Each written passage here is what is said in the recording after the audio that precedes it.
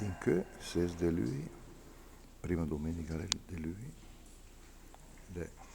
la data che si ricorda la consacrazione della chiesa di Santi Nazaro e Cesta di Miano, come dice la scritta a Metuchi nell'occasione, perché il cardinale Andrea Carlo Ferrare, che consacrò appunto la chiesa, stabilì, pur consacrata il 2 giugno del 1907, che si ricordasse questo avvenimento la prima domenica di luglio di ogni anno, in cui la messa di Don Guido Villa, sacerdote originario di Lugnano, che fa il 60°, quest'anno ricorda il 60° anniversario di consacrazione religiosa. Dunque una preghiera ai Santi Nazaro e Cessa, e che tu scosla per questa comunità e per tutte